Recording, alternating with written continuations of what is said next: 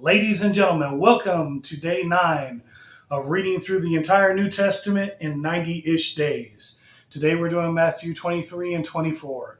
And Matthew 23 starts off with Jesus talking so much smack to the Pharisees. You see, the Pharisees were the religious leaders of the day, and they were placing undue religious burdens on their followers. Jesus talks about how the Pharisees only do their deeds for show. They're not trying to win favor with God when they do good deeds. They're trying to win favor with those who witness the good deeds that they're doing. Jesus says that they're shutting the door to the kingdom of heaven for their followers because the Pharisees themselves are not going to get into heaven because they don't know how to. And it's kind of like the blind leading the blind at that point. Jesus says that the Pharisees go out and make a great effort to bring on new proselytes, new recruits, and instead of making them good followers of God, they're just turning them into children of Satan because the Pharisees, once again, don't know what they're doing. They do not know the true pathway to get into heaven. He talks about how the Pharisees tithe the tenth of the cumin and dill seeds, even the tiniest little bit of spice that they've harvested, yet they're neglecting the most important part of a relationship with God, which is justice, mercy, and faithfulness. That's way more important than tithing 10% of your spices.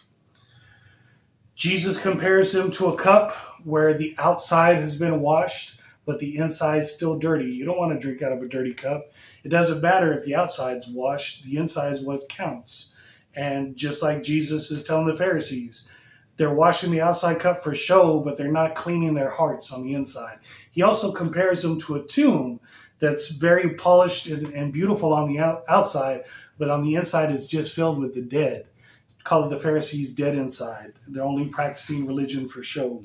He also called them the descendants of the people that killed the prophets, which is true.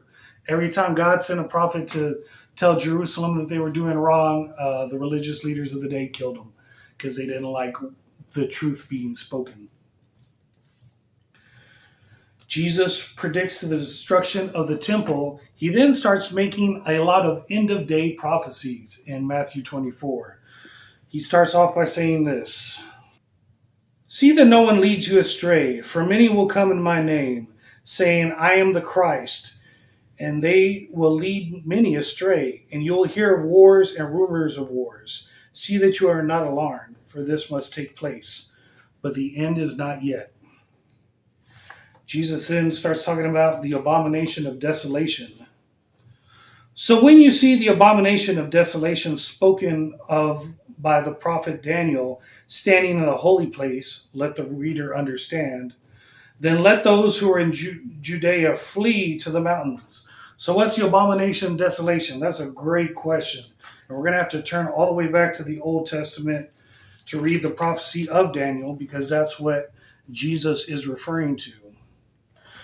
Daniel said, "And after the 62 weeks, an anointed one shall be cut off and shall have nothing. And the people of the prince who is to come shall destroy the city and the sanctuary. Its end shall come with a flood, and to the end there shall be war. Desolations are decreed. And he shall make a strong covenant with many for 1 week, and for half of the week he shall put an end to sacrifice and offering. And on the wing of abomination shall come one who makes desolate until the decreed and is poured out on the desolator." All right, there's more. "Forces from him shall appear and profane the temple and fortress, and shall take away the regular burnt offering, and they shall set up the abomination that makes desolate." And finally,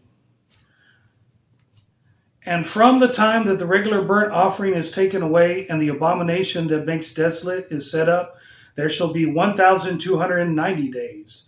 Blessed is he who waits and arrives at the 1,335 days.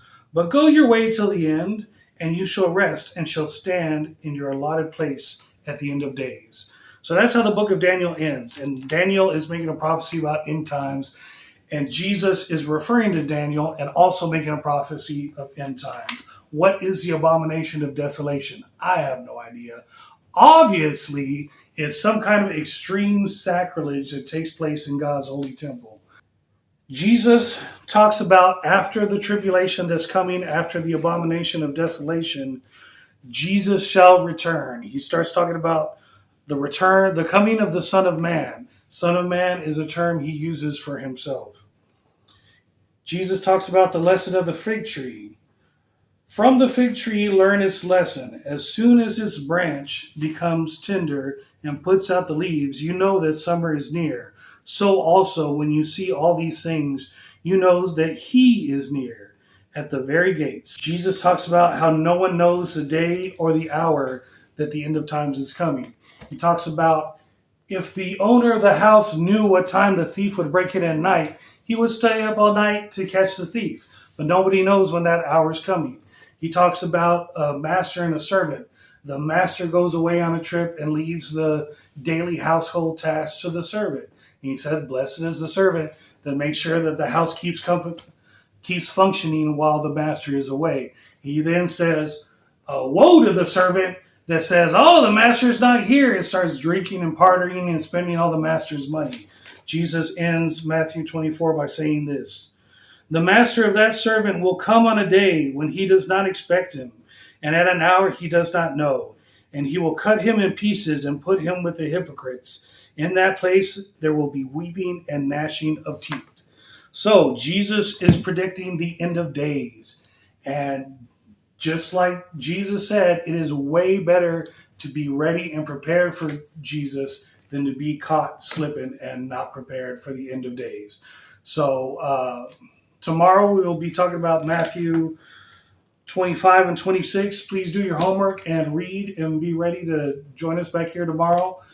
Please comment. Please let me know if you know what the abomination of desolation is. I would love to learn it if you know what that is. And God bless.